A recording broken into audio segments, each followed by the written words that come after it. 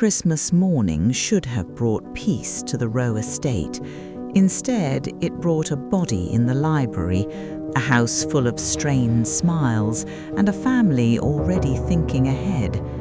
By the time the snow began to fall again, it was clear that whatever ended Edgar Rowe's life had been waiting for the holiday to arrive. When the Will Was Read. A story by 10 Chapters Studio. Chapter 1. The Will Was Read First. The call came before dawn, while the city was still holding its breath between snowfalls. Helena Monroe listened without interrupting as Detective Ruiz explained the situation. Elderly male, substantial wealth, found dead in his home library sometime overnight. No signs of forced entry. Family present. Medical history complicated enough to make natural causes plausible, but not comfortable.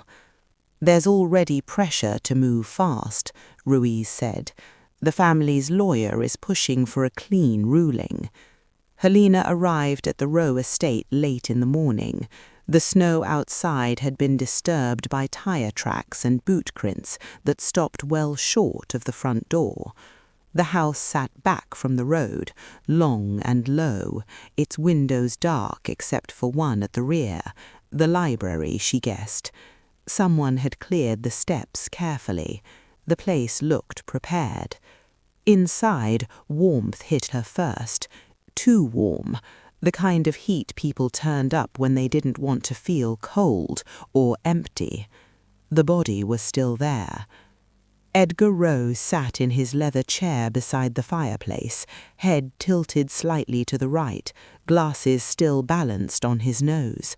A book lay open in his lap, fingers resting on the page as if he had simply paused mid-sentence.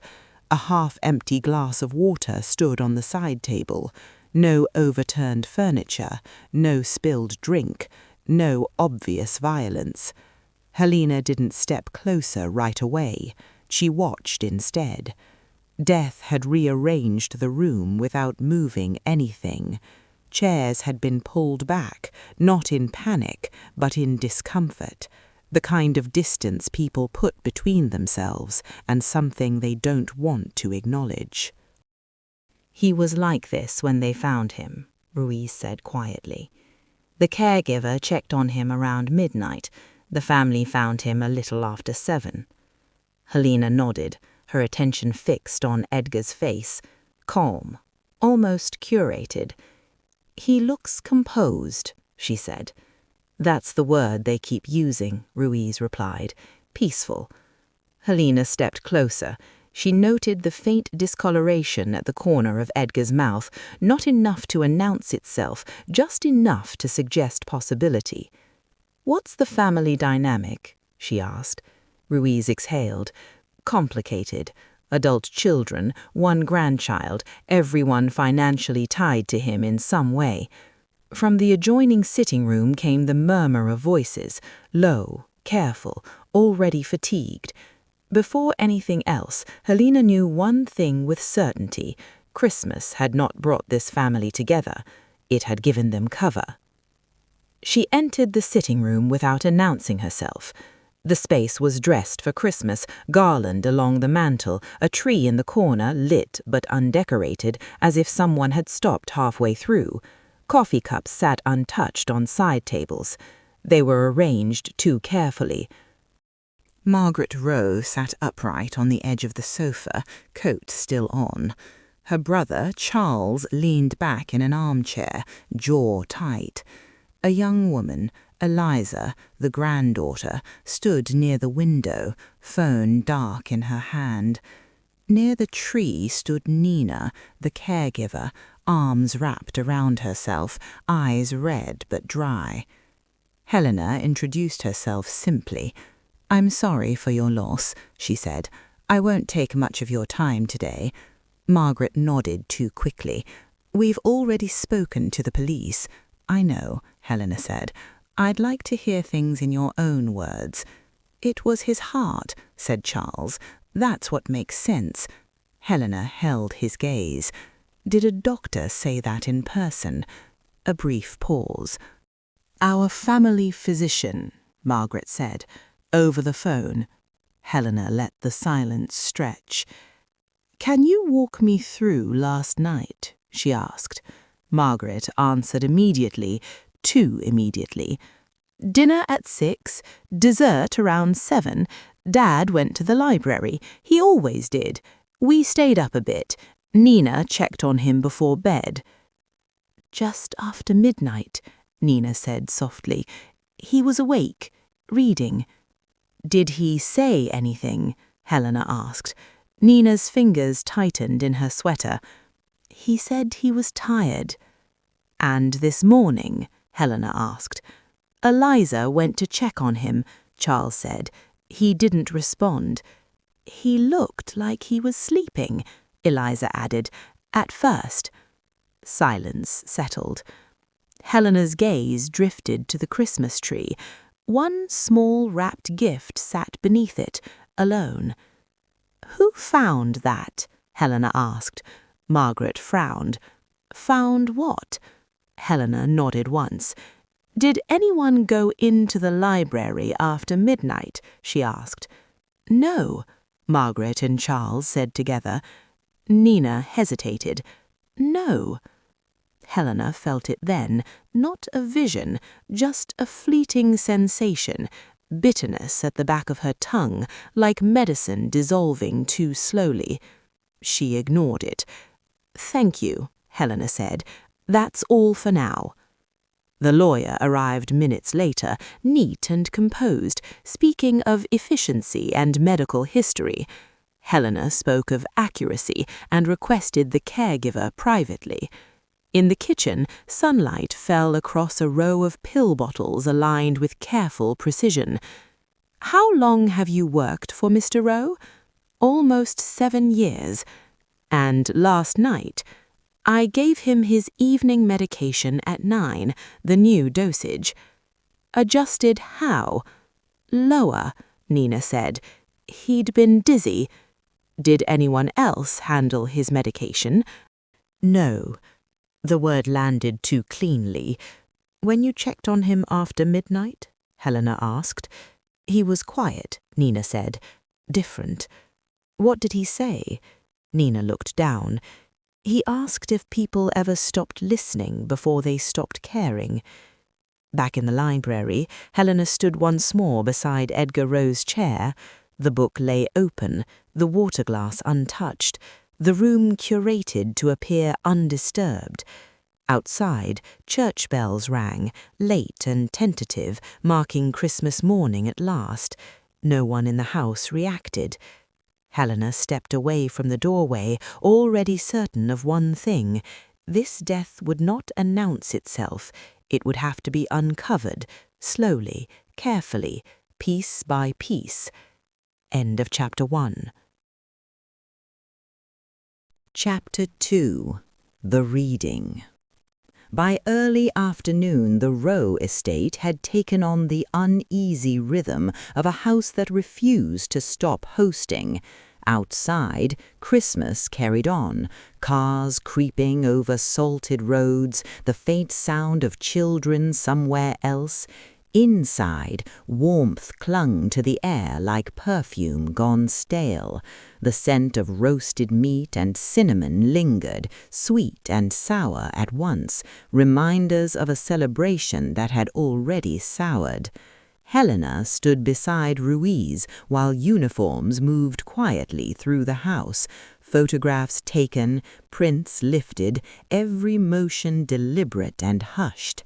Edgar Rowe still sat in his library, body untouched, as if the house itself refused to acknowledge his absence. He was supposed to host a dinner tonight, friends, business people, even a priest. Helena's eyes drifted toward the sitting room, where the family had gathered again, tidy, upright, rehearsing restraint. "It's Christmas," Helena said. "People show up, pretend, perform. In this house." Ruiz glanced at her. "They keep score. His phone buzzed. Medical examiners delayed, he muttered. Holiday backlog. Helena didn't respond. She already knew what that meant. Another day for stories to align, for guilt to calcify into certainty. The family's lawyer appeared then, polished and too composed for grief. The family would like the will read today, he announced smoothly. Helena studied the faces behind him. Margaret Rowe, controlled, spine straight, eyes glassy but not from tears. Charles, jaw tight, anger poorly disguised as composure. Eliza, the granddaughter, lingered near the door, pale, anxious. And behind them, Nina, the caregiver, small, uncertain, occupying as little space as possible. Ruiz started to object, but Helena shook her head. Let them. People talk during grief, but they reveal more when they don't. The lawyer smiled thinly. We'll keep it brief. They gathered in the dining room, a table laid for a feast that would never happen, plates still in place, napkins folded with mere military precision. A centerpiece of pine and dried orange slices released a faint, dusty sweetness. Another man entered, older, gentler, the estate attorney. He carried a slim folder as though it weighed more than it should. His voice was careful, his tone rehearsed. Margaret took the head of the table. Charles sat to her right, Eliza too far down to feel included. Nina hesitated until the attorney motioned her toward a chair that didn't quite belong. Helena and Ruiz remained near the wall, silent observers. The folder opened, paper whispered. Mr. Rowe's previous will, the attorney began, dated 5 years ago, left the estate equally to his 2 children, Margaret and Charles Rowe. Charles exhaled, long and confident. However, the man continued, Mr. Rowe executed an updated will 3 weeks ago. The silence sharpened.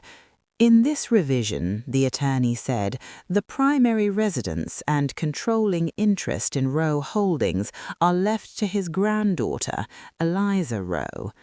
Eliza froze. The color drained from her face. Her hands twitched on her lap. No, Charles said, his voice breaking the formal stillness. That's not possible. Margaret's fingers unclasped. Her expression did not change, but something in the air shifted, control slipping, calculation beginning. The attorney pressed on. Margaret and Charles Rowe are each left a fixed sum payable upon the sale of secondary properties. The remaining liquid assets are directed to a trust. Stipulations, Margaret repeated, flat, almost to herself. And, the attorney continued, Mr. Rowe includes a bequest of $100,000 to Nina Marceau in recognition of her years of service. The room didn't explode, it contracted. Helena watched the transformation happen quietly, Margaret's face turning to marble, Charles's jaw tightening until the muscle jumped near his ear. Eliza's eyes shone, not from joy but from fear. Nina sat motionless, color rising to her face, looking as if she'd been caught stealing rather than rewarded. The lawyer's voice continued, but the family had stopped listening. They were already recalculating. Helena leaned toward Ruiz. That's your motive parade. You think this explains it? It explains why everyone's pretending it's simple, she said. People will believe anything if it protects what they think they're owed. The reading ended, papers shuffled. The lawyer murmured reassurances to Margaret and Charles, soothing, strategic. Eliza sat frozen, gaze fixed on the unused silverware. Nina slipped quietly from the room. Helena followed. She found her in the kitchen, standing at the counter where the pill bottles waited in their perfect row. Nina was staring at them, as if they'd rearranged themselves while she was gone. "Did you know?" Helena asked softly. Nina shook her head. "No, I swear I didn't." Helena relieved the shock, but innocence was harder to read. "Show me how you gave him his medication last night." Nina opened a drawer and brought out a white weekly pill organizer.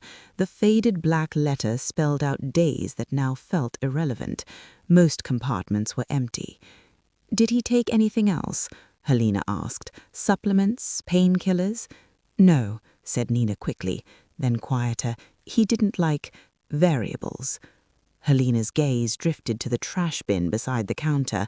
The liner was new, tightly tied. In a house still cluttered with half-drunk coffee cups, that kind of order stood out. She lifted the lid. Nina inhaled sharply.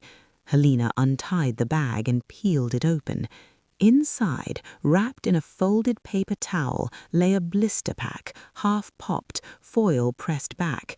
She didn't need to read the label to feel her pulse shift. She did anyway. Not Edgar's name. Same medication family. Higher dose. Helena looked up. Nina had gone utterly still. From the dining room came a sharp sound, a chair scraping hard against the floor. Helena held the blister pack lightly between two fingers, calm but certain. "Whose prescription is this?" Nina's voice trembled. I don't know." Helena studied her, the stillness of the room and the faint hum of voices beyond the hall. Someone in this house already knew the answer. They were just waiting to see if Helena would find it first. End of Chapter 2. Chapter 3. After the applause. By the time the body was finally removed, the row house had learned how to breathe again. The library door stood open now, stripped of its purpose. The chair where Edgar Rowe had died sat empty, its leather creased as if it still remembered his weight. A faint square of lighter carpet marked where the rug had been shifted and then put back, careful, almost reverent. Helena stood in the doorway while two officers finished packing their kits. "ME's confirmed transport for tomorrow morning," Ruiz said quietly. "Holiday backlog." Helena nodded. Delay favored the comfortable. It always did. "What about the pills?" Ruiz asked. "Not enough yet," Helena said. "Enough to matter." They stepped away as voices rose from the dining room, sharp, controlled, edged with something brittle. The will reading had ended, but its echo hadn't. Helena didn't need to hear the words to know what was being said. She had seen this kind of aftermath before, people recalculating their worth in real time. She went to find Eliza. The granddaughter sat alone in a small sitting area near the back of the house, knees pulled close, hands wrapped around a mug that had gone untouched. Her eyes lifted when Helena entered, wary but not hostile, more startled than defensive. "I didn't know about the will," Eliza said immediately. "I didn't ask," Helena replied. Eliza exhaled, shaky. "They're acting like I planned it, like I wanted this." "Did you?" Helena asked. Eliza looked at her, truly looked. "I wanted him to stop controlling everything. That's not the same thing." Helena let that settle. "Where were you last night, after dinner?" "In my room. I went down once around 11 to get water. I didn't see him." "Did you go near the library?" Eliza shook her head. "No, he liked being alone in there." "So people said." Eliza's mouth tightened. "He wasn't always alone. He just wasn't interrupted." Helena made a note of that. She left Eliza and went looking for Charles. She found him in the study near the front of the house, pacing in tight lines, phone pressed to his ear. He ended the call when he saw her, jaw already set. "This is turning into a circus," he said. "Money does that. It makes people perform." Charles scoffed. "You think this is about inheritance?" "I think inheritance is what people are using to avoid talking about last night." Charles's eyes flicked, quick and involuntary, toward the hallway that led to the library. "I was in the kitchen," he said, "with my sister until almost 10. Ask anyone." Helena didn't argue. "What did you argue about?" she asked instead. His smile was thin. "We didn't." Helena waited. Charles's shoulders dropped a fraction. Dad wanted to make changes to the company. He was listening to the wrong people. "Who were the wrong people?" Helena asked. Charles didn't answer. He turned away instead, fingers digging into his phone like it might rescue him.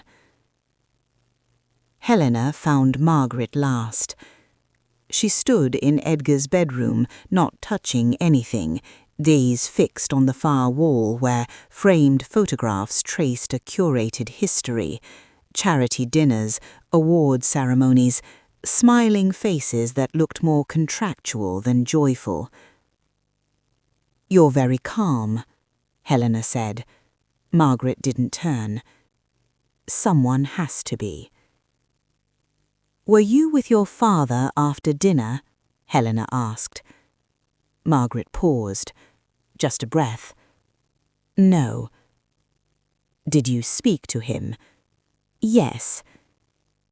"When?" "Earlier," Margaret said. "Before dessert." Helena watched her reflection in the glass. "You didn't mention that before." Margaret's jaw tightened. It didn't seem important. "What did he say?" Helena asked. "That he was tired," Margaret said. "That he wanted things settled." Helena thought of the will, the timing, the pressure to read it before anything else had been decided by law or fact. "Did you know about the changes?" Helena asked. Margaret turned then, eyes sharp. "Of course not." The answer came too fast. Helena left the bedroom and returned to the kitchen. Nina was there again, wiping the counter with slow, deliberate strokes. The pill bottles were back in their precise line, as if order itself could undo suspicion. Helena opened the trash again. Nothing new. "Who cleans the kitchen?" Helena asked. "I do," Nina said. "Every day?" "Yes. Even on Christmas morning?" Nina's hand stilled. "Especially then?" Helena nodded. "Show me the medication log." Nina hesitated, then retrieved a small notebook from a drawer. Handwritten times, dosages, careful entries. Too careful. "Did anyone else ever question the medication?" Helena asked. Nina swallowed. "Mr. Rowe did, lately." "What did he question?" "The timing," Nina said, "and whether it made him feel slow." Helena felt a familiar tightening behind her eyes. Not intuition, not quite, just pattern. "What would happen if someone added to the dose?" Helena asked quietly. Nina's eyes filled. "He could become disoriented, weak." "And if no one checked on him for hours?" Helena asked. Nina didn't answer. From down the hall came the sound of raised voices, now Margaret and Charles, their restraint finally cracking, accusations sharpened by the knowledge that nothing would ever be fair again. Helena closed the notebook and slid it back into the drawer. This house had already decided who it wanted to blame. The problem was, the evidence wasn't cooperating. As Helena stepped into the hallway, she felt it again, that faint bitterness at the back of her tongue, stronger this time. Not a vision, just a warning. Whatever killed Edgar Rowe had not come with force. It had come quietly, and it had been given time. End of Chapter 3. Chapter 4. The Quiet Hours. By late afternoon, the Rowe house had divided itself into territories. Margaret had claimed the front rooms, moving between phone calls and whispered conversations with the lawyer. Charles stayed near the study, pacing, arguing into his headset with people Helena couldn't hear. Eliza remained mostly upstairs, visible only in brief, tense crossings of the hallway. Nina moved through everything, collecting cups, straightening cushions, restoring order where it had never really been lost. Helena focused on the hours no one wanted to talk about, between midnight and 7. She stood with Ruiz in the kitchen, the winter light already thinning at the windows. "Everyone's got an alibi," Ruiz said, "or something close enough." "They always do," Helena replied. "I'm not interested in where they say they were. I want to know what changed." She asked Ruiz to pull phone records, not just calls, screen time, app use, charging logs. People lied about sleep, but their devices rarely did. Then she went back to the library alone. Without Edgar in it, the room felt smaller, less staged. The chair sat empty now, pushed back slightly farther than before. Someone had moved it after the body was taken. Someone had needed distance. Helena crouched beside the side table.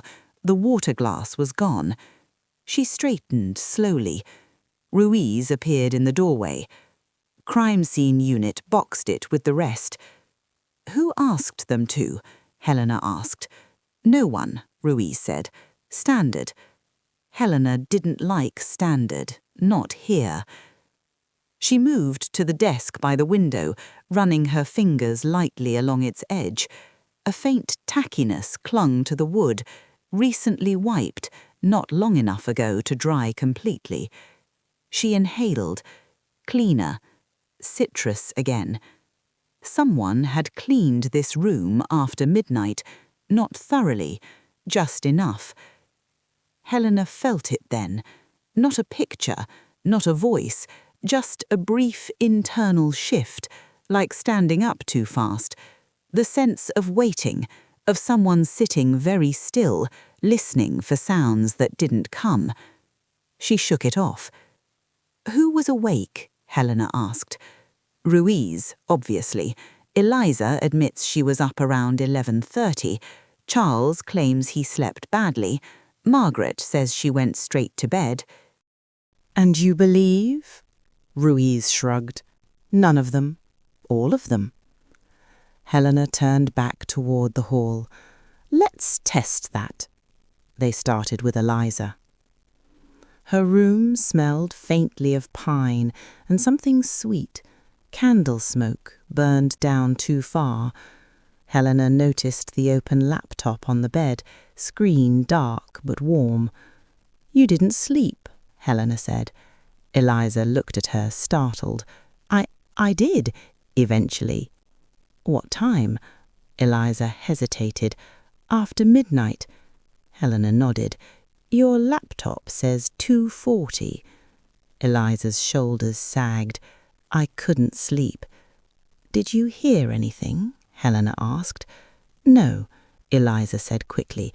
Then, after a breath, "I heard voices downstairs, not shouting, just tense." "Which voices?" Eliza swallowed. "My mum's and my uncle's. Margaret and Charles." Helena left Eliza and went to Charles next. He was in the study again, staring at nothing. "You were awake," Helena said. Charles scoffed. "So were half the people in this house." "Were you in the library?" Helena asked. "No." "In the kitchen?" "Yes." "Alone?" He hesitated. Margaret was there. Helena noted the shift. Not a lie, a narrowing. Margaret confirmed part of it. "We talked. About the company. About Dad." "After midnight?" Helena asked. Margaret's mouth tightened. "I don't remember the time." Helena watched her carefully. "Did Charles go into the library?" Margaret shook her head. "No." "Did you?" "I don't know." It was the first time Margaret hadn't been precise. Helena returned to the kitchen, where Nina was loading the dishwasher with meticulous care. "Did anyone ask you to clean the library?" Helena asked. Nina froze. "No," she said, too fast. "Did anyone tell you not to?" Helena asked. Nina's hands trembled slightly as she closed the dishwasher. Mr. Rowe liked things neat. "Even after midnight?" Helena asked. Nina's eyes flicked toward the hall. "Especially then." Helena stepped closer. "What time did you go to bed?" "After 1. And before that?" "I was waiting." "For what?" Nina's voice dropped. "For someone to need me." The words landed heavier than Nina seemed to realize. Helena stepped back. By the time dusk settled over the estate, Helena had a shape. Not a culprit, not yet, but a window, a stretch of time when voices overlapped, when routines blurred, when medication could be adjusted and rooms cleaned, and no one would question it. Not because they trusted each other, because they were too busy protecting themselves. Helena stood at the bottom of the staircase, listening to the house settle for the night. Somewhere above her, a floorboard creaked. Not old, recent. End of Chapter 4. Chapter 5. Adjustments. They returned to the Rowe estate the next morning, after a night that had given no one much sleep. The house had changed its posture.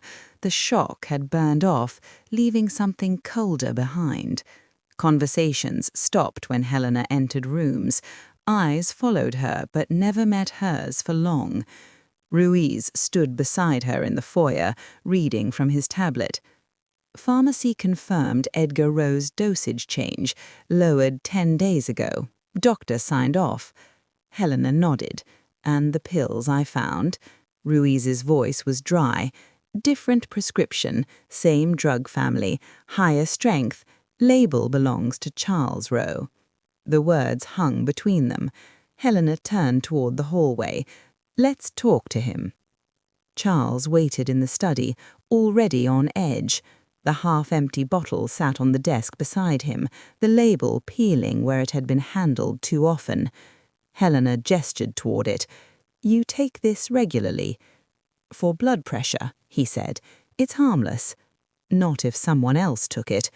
Charles gave a short, nervous laugh. "You think I poisoned my father with my own medication?" "I think it was convenient. Same color, same dosage form, easy to confuse, if someone wanted confusion." His jaw tightened. "You're reaching." "Maybe," she said. "But when you loaded the dishwasher yesterday morning, you made sure the spoon used for dosing went through a full cycle. That's an odd kind of housekeeping for a man who doesn't cook."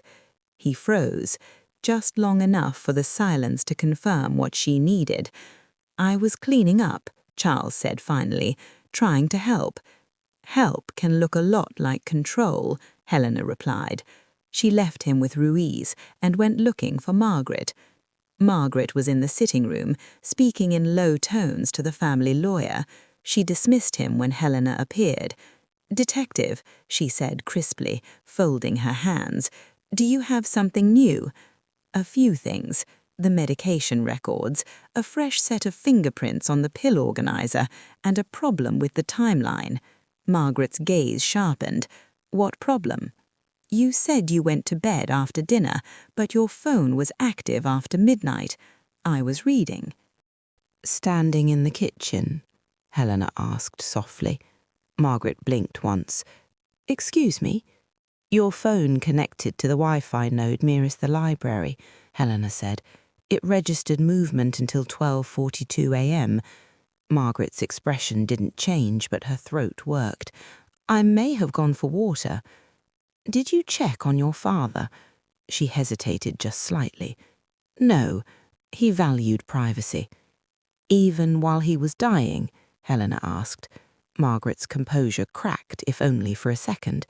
"I didn't know," she whispered. Helena watched her carefully.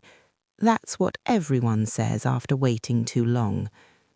Back in the kitchen, Nina was already moving through her morning routine, quiet and precise.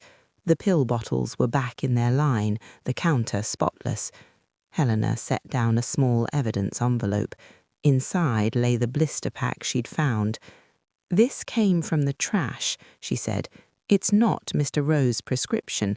Nina's eyes flicked to it, then to Helena. "I've never seen that before." "You filled the organizer," Helena said. "Yes, but only with what the doctor ordered. I never touched anyone else's pills."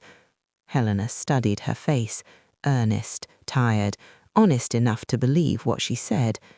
"Did anyone else ever help?" Nina hesitated. "Yes, Mrs. Rowe sometimes reminded me. She said he was forgetful, but I never let her handle them."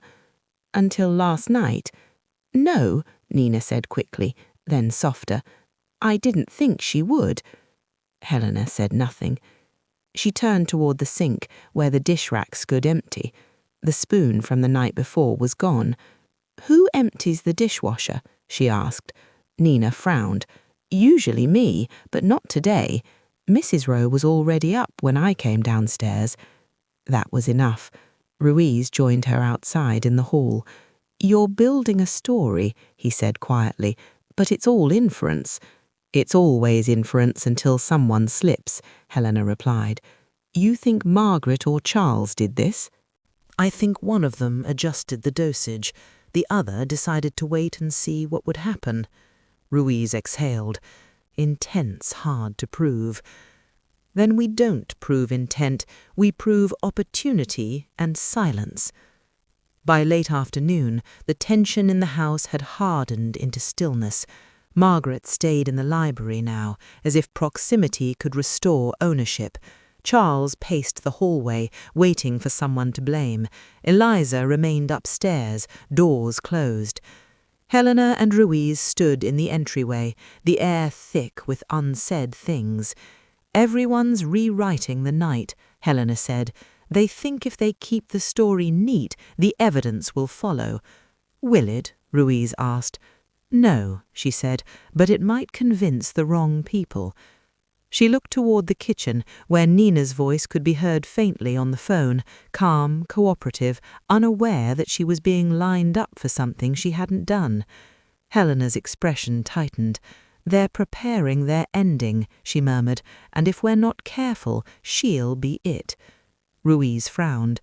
"You think they'll frame her?" "I think they already have." By evening, the estate was wrapped in silence again. Snow fell softly over the empty driveway. Helena stood at the front window, watching her own reflection merge with the house behind her. She could still feel the faint bitterness on her tongue, a residue of the night before. It wasn't intuition this time, it was warning. Whatever killed Edgar Rowe had not come from anger, it had come from patience, and that was far harder to prove. End of chapter. Chapter 6. The Wrong Answer. The arrest came too quickly. Helena was still in the hallway when Ruiz's phone buzzed and his posture shifted, shoulders tightening, jaw setting in that familiar way that meant decisions were being made elsewhere. "They want movement," he said quietly. "Pressure from the DA, families pushing hard." "On who?" Helena asked, already knowing the shape of the answer. Ruiz hesitated. "Nina." Helena felt the house tilt, not much, just enough to register. A wrong step on a familiar stair. They found Nina in the kitchen again, standing exactly where she always stood, hands resting on the counter as if she were bracing herself against the surface. She listened as Ruiz explained, nodding when he finished, her face pale but composed. "I understand," she said. "I'll cooperate." Margaret stood near the doorway, arms folded, relief barely disguised as grief. Charles didn't bother to hide his satisfaction. It flickered and vanished, quick as a spark. Eliza stared at the floor. Helena watched Nina's eyes. They were steady, afraid, yes, but not calculating, not relieved. "What about the blister pack?" Ruiz asked Nina. "I don't know how it got there. I would never give him anything that wasn't prescribed." "You handled his medication," Ruiz said. "You were awake. You cleaned." "Yes, because that was my job. And because you were promised money, a lot of it." Nina flinched. "I didn't know about that." Helena stepped in. "She didn't," she said calmly. Margaret turned on her. "You don't know that." "I do," replied Helena. "Shock looks different when it's real." Ruiz shot Helena a look, warning, not disagreement. The machinery was already moving. Nina was escorted out quietly, coat pulled tight around her, eyes flicking once toward the hallway that led to the library. The front door closed behind her with a final, careful click. The house exhaled, too easily. "Congratulations," Helena said softly, to no one in particular. "You got your answer." Margaret stiffened. "We got justice." "No," Helena said. "You got convenience." She turned away before Margaret could respond. Upstairs, Helena found Eliza sitting on the edge of her bed, hands knotted together. The room smelled faintly of candle smoke and stale air. "They took Nina," Eliza said. "Yes." "That doesn't make sense," Eliza whispered. "She loved him." "Love doesn't protect people," Helena said gently. "It just makes them useful." Eliza looked up, eyes bright with something like panic. "Then who did it?" Helena didn't answer right away. She was watching the nightstand, where a folded piece of paper sat beneath a lamp, creased, handled often. "May I?" Helena asked. Eliza nodded. The paper was a note written in Edgar Rowe's careful hand. Not a confession, not instructions, just a question, underlined once. "If I change my mind again, will anyone let me?" Helena folded it carefully and put it back. "Did your grandfather ask you for help?" Helena asked. Eliza swallowed. "He asked me to listen." "About what?" "About slowing down, about feeling foggy. He said the days blurred." Helena felt that familiar bitterness at the back of her tongue, sharper now. Not a vision, a warning she'd learned to trust. Downstairs, voices rose, Margaret and Charles again, their argument no longer restrained by politeness.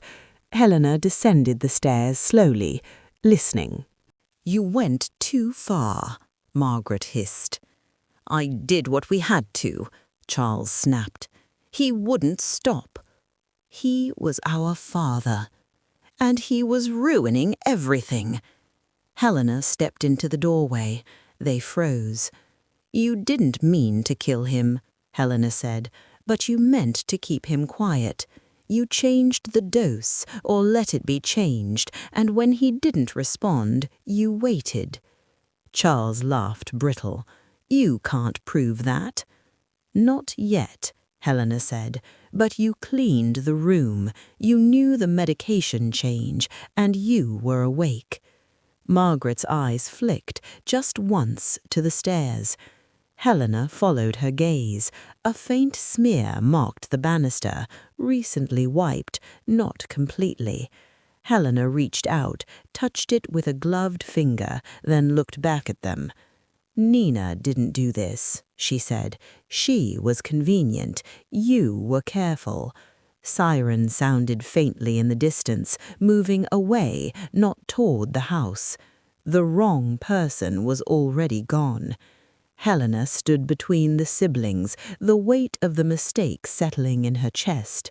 "This isn't over," she said, and for the first time since Christmas morning, neither of them looked convinced that it was. End of Chapter 6. Chapter 7. What Remains. The house did not celebrate Nina's absence, but it relaxed. Doors stayed open now, voices carried farther down the hall. Someone put on music, low, instrumental, the kind meant to sound reflective rather than festive. The Rows had begun to behave like people who believed the worst had already happened. Helena knew better. She spent the morning with Ruiz, rebuilding the night in pieces small enough to hold.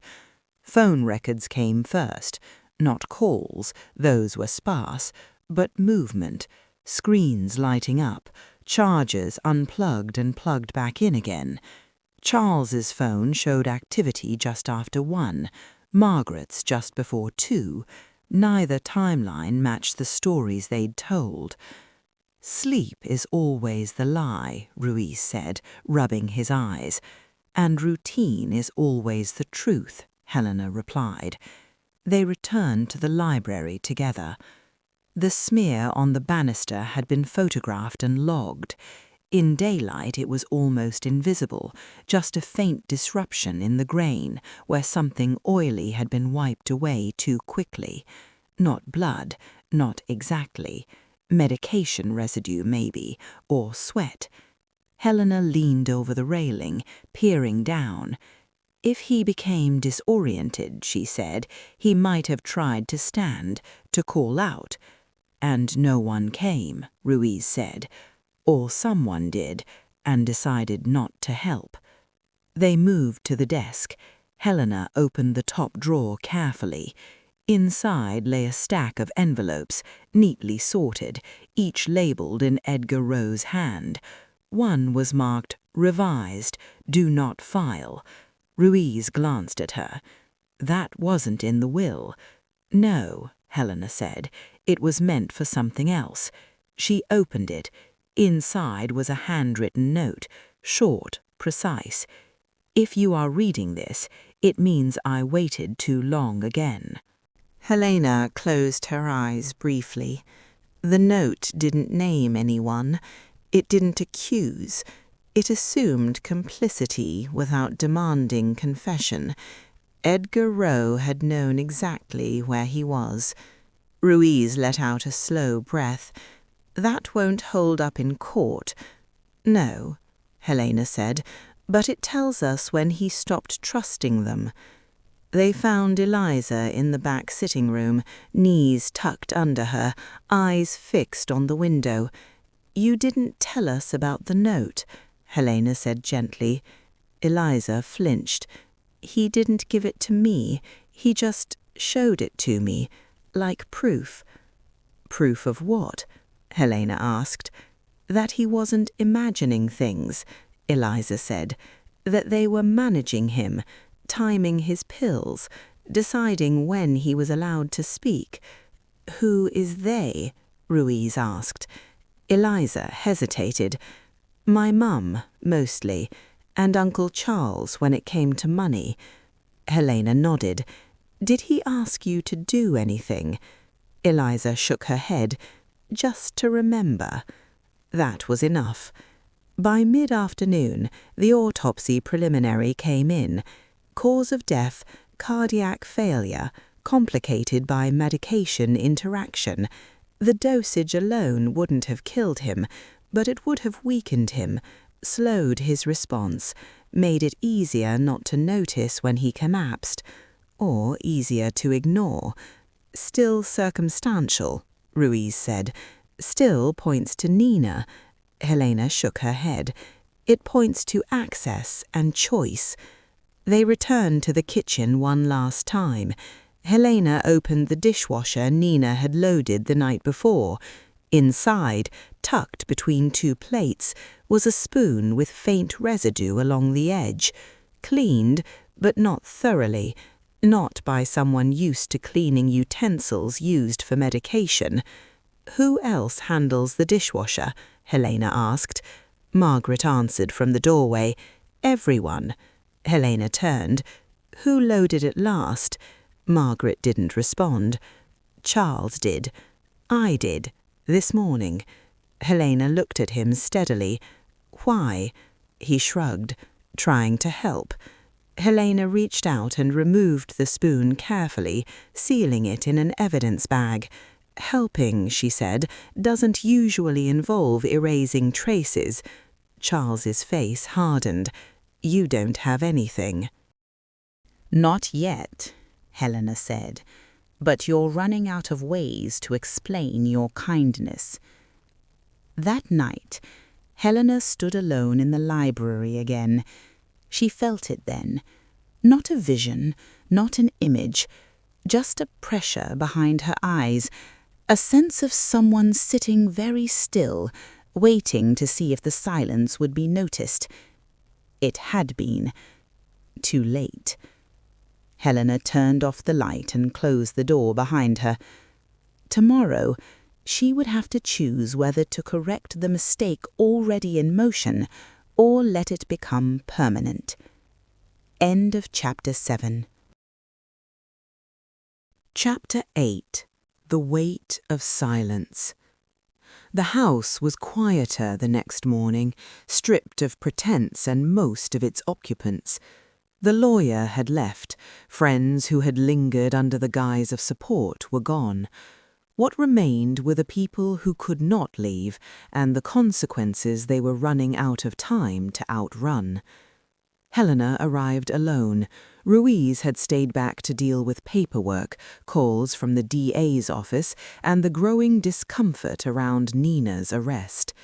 Helena welcomed the quiet. This part of an investigation was never loud. It was a narrowing, a listening. She walked through the Rowe estate slowly, letting the rooms speak in their own way. The dining room table had been cleared now, the Christmas settings gone, the centerpiece removed. The bare wood looked paler where decorations had sat too long. Someone had wiped the surface carefully, but faint rings remained, like ghosts of decisions already made. In the library, the chair was still empty. Helena stood where Edgar Rowe had sat, then lowered herself into the leather. It creaked softly under her weight, a sound too intimate for a room that had pretended to be formal. From here, the sight lines changed. She could see the door to the hall, the banister beyond, the edge of the kitchen doorway reflected faintly in the glass of a framed photograph. She felt it then, not a vision, a bodily knowing, the sense of being observed without urgency, of someone waiting to see if help would come. Helena stood abruptly. She followed the line of sight into the hallway and stopped at the base of the stairs. From here, the banister's curb obscured the top step. Anyone standing above would have been hidden from view, able to listen without being seen. She imagined Edgar, weakened, disoriented, calling out, not loudly, he would have hated that. A hand on the rail, a pause, a hope, and someone listening. Helena went to the kitchen and opened the drawer where Nina had kept the medication log.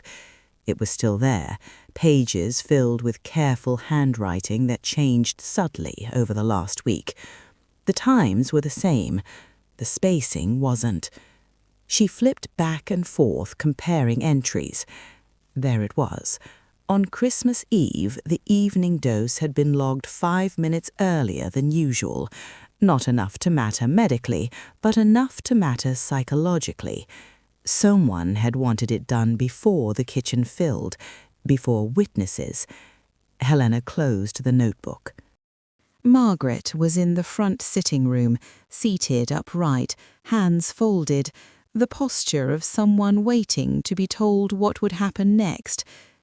"You came back," Margaret said. "I did," Helena replied. "I needed to sit where your father sat." Margaret's eyes flickered. And I could see the stairs." Margaret said nothing. "Your father didn't collapse in that chair," Helena continued. "He got up. He tried to move. He may have called out." Margaret's jaw tightened. "You're speculating." Helena nodded. "Yes, but here's what I know.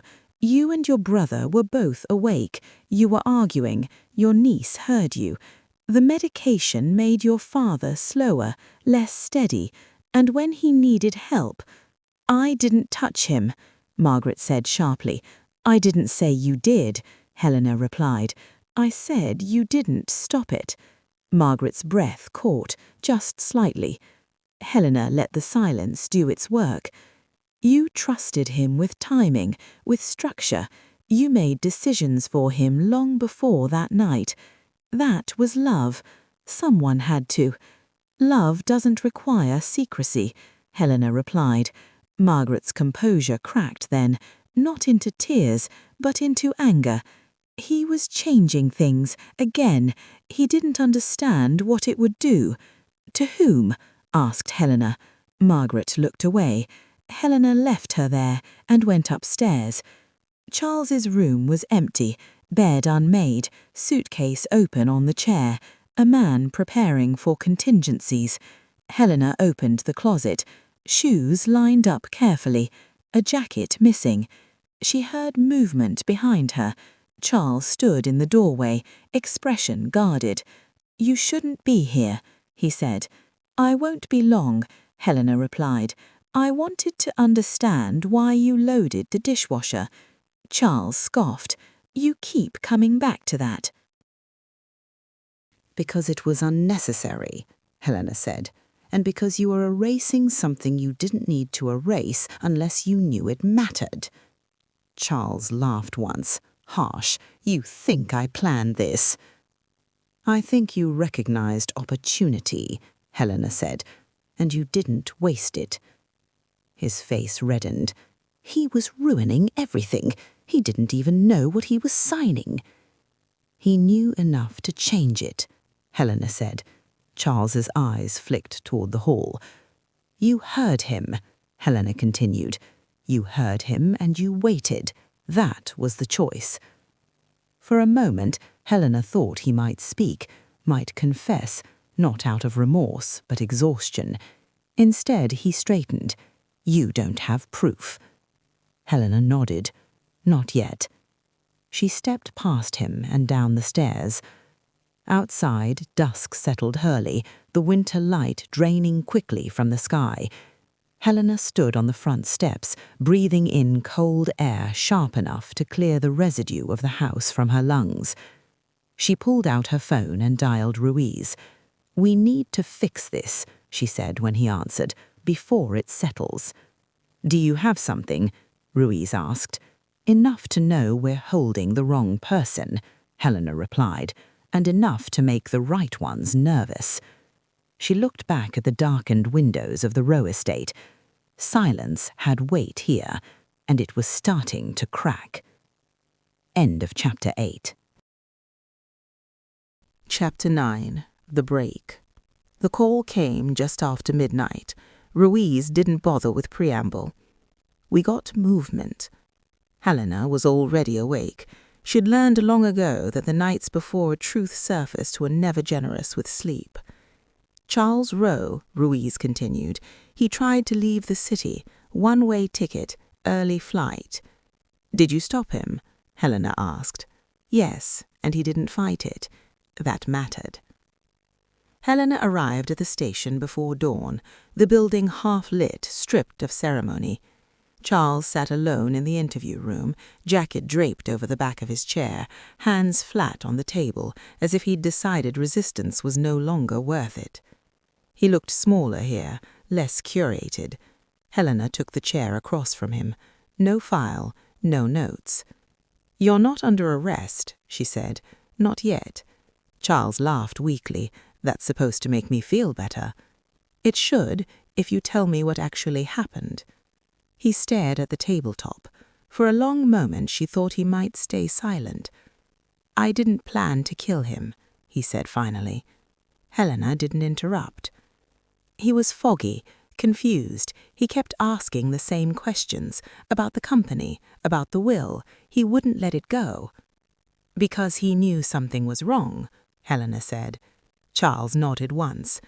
Margaret said the doctor had lowered the dose too much, that it made sense to adjust it back, just for the night, until things settled. Helena felt a familiar tightening in her chest, not surprise, but confirmation. "And you agreed?" "I filled the organizer," Charles said.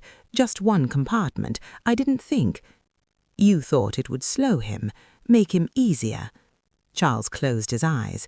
"Yes." "What happened after?" Helena asked. "He went to the library. Later I heard him, not shouting, just moving." Charles swallowed. "I went to the stairs. I could see him through the banister." Helena said nothing. "He was holding the rail. He looked at me," Charles whispered, "like he expected help." "And you didn't move," Helena said. "I froze," Charles said quickly. "I thought he'd sit back down. I thought—" "You waited," Helena said. "And when he collapsed—" Charles's shoulders slumped. "I waited longer." The silence in the room thickened. "Margaret came down," Charles said. "She saw him. She told me to go back upstairs, said we'd deal with it in the morning, that calling for help would only make things worse." "Worse for whom?" Helena asked. "For all of us." Helena leaned back slightly. "Did Nina ever give him the wrong medication?" "No," Charles said immediately. "She didn't touch it. That was me." "And the cleaning?" Helena asked. "Margaret," he said. "She wiped the desk, the banister, said it looked undignified." Helena nodded slowly. Outside the interview room, Ruiz watched through the glass, his expression unreadable. "You understand," Helena said quietly, "that this doesn't stop with you." Charles looked up, eyes hollow. "I know." "Do you want to tell me anything else before I leave?" Helena asked. He hesitated. Then, "He knew. That night, he knew what we were doing. That's why he wrote the note." Helena stood. When she stepped into the hall, Ruiz was already there. "We can reopen Nina's case," he said. "Pull her back before arraignment." "Yes," Helena said. "Do it now." "And Margaret?" Ruiz asked. Helena looked back at the closed interview room.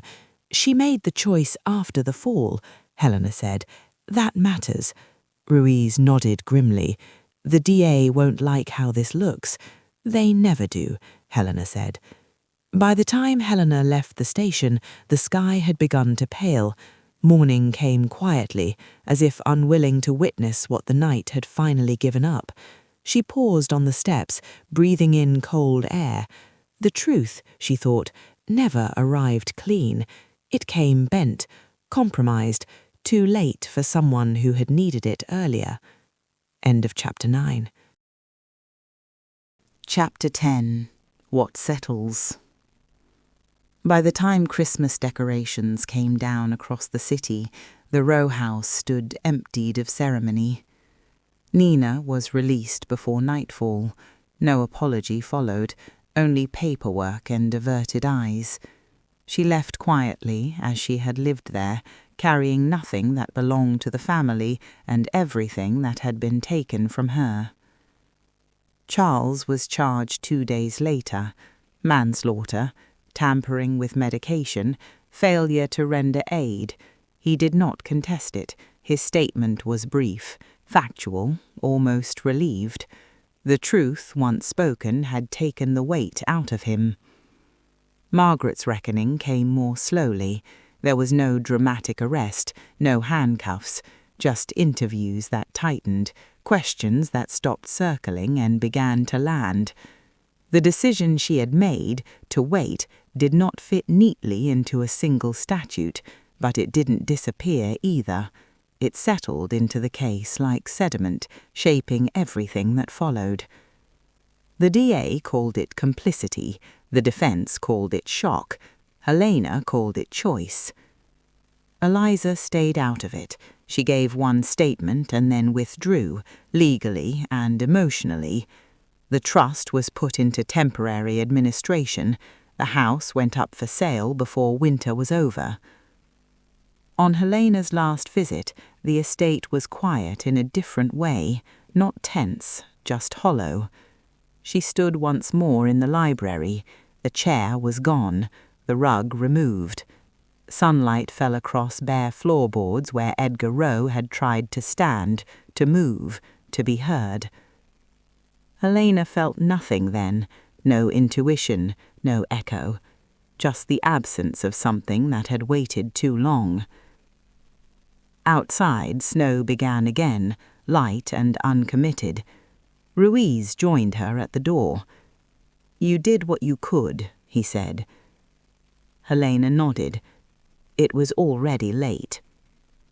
"It always is," Ruiz said. As she drove away, the house receded in her mirrors, reduced to shape and shadow. Another story that would be told carefully, another truth that would never be whole. Helena turned onto the main road, the city opening ahead of her, already moving on. Some silences, she knew, didn't break. They settled. End of chapter 10. And end of story. Please like and subscribe to support our channel and to listen to more free audiobooks.